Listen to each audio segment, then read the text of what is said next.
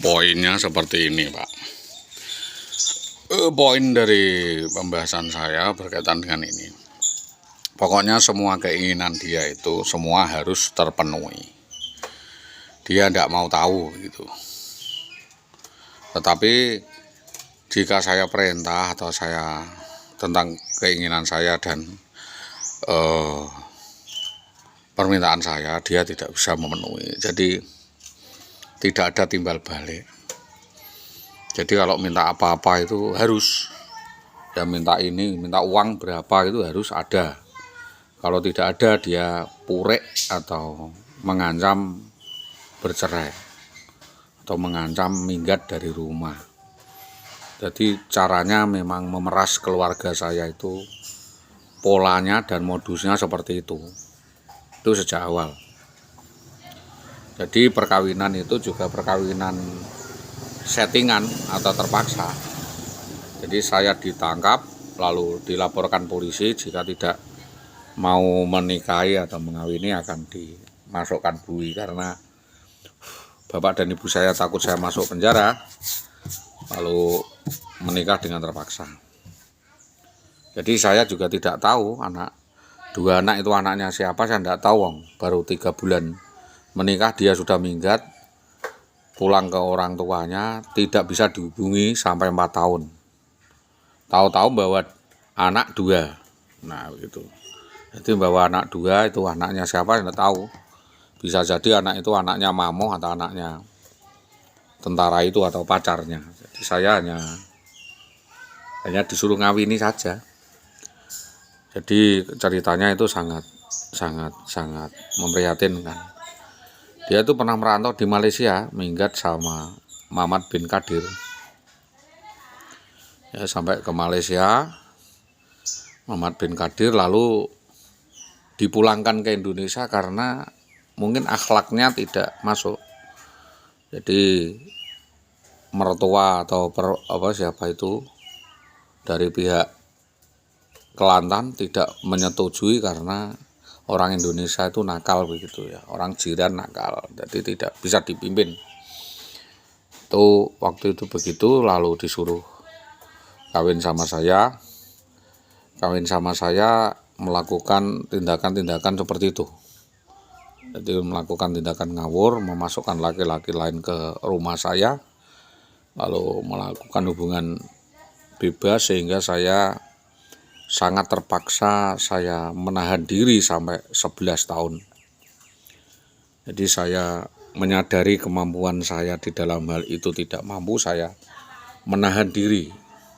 Jadi waktu itu istri saya ya diduga kuat ya, mungkin ada main dengan teman kerjanya, entah itu di SMP atau di SD.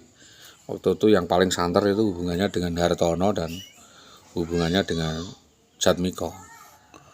Jadi tentang kenakalan dan biang atau permainan watak yang dilakukan oleh istri saya itu, saya tahu betul dia memang memanfaatkan potensi kecantikannya itu atau mungkin kemampuannya itu untuk merayu lawan jenis sehingga nanti terjadi hubungan perselingkuhan atau hubungan kawin siri, sehingga sampai waktu tertentu saya tidak kontrol ya, tidak bisa mengontrol dan tidak bisa mengingatkan. Waktu saya ingatkan malah marah dan membuat rekayasa.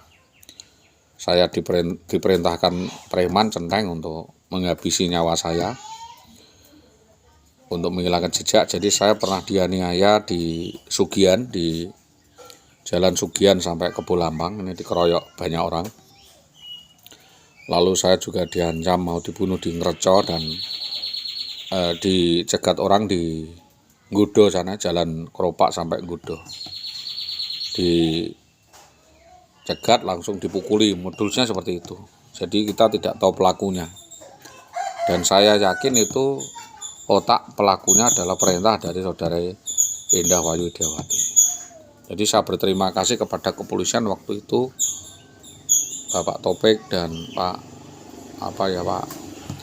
Yoyok Martoyo ya, di Polsek Tambak Romo. Lah kowe kok wani mrene kok wani tutup polsek.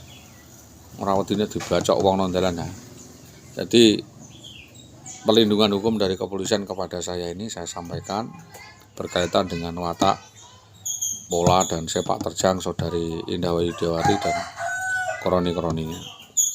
Baru-baru ini belakangan ini saya juga diancam, diteror dan diintimidasi oleh seorang guru, ya, seorang guru kepala sekolah di SD di Tambak Romo di Pakis yang mengatasnamakan Jaryo yang diduga melakukan doxing dan mengarahkan suatu perbuatan kriminal dan pernah mengancam akan menggerbek saya jika saya menemui yang mana daripada mantan istri saya.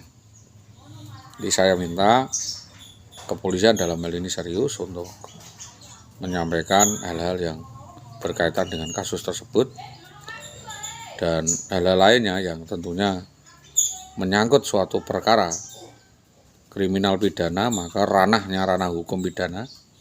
Jika itu mengarah kepada ranah hukum perdata, tentunya para pihak dapat mempertimbangkan atau melakukan proses perdata. Itu yang tentunya dapat kami sampaikan atas kerjasama yang baik dari semua pihak, terutama dari aparat penegak hukum. Saya sampaikan terima kasih. Selamat pagi. Assalamualaikum warahmatullahi wabarakatuh.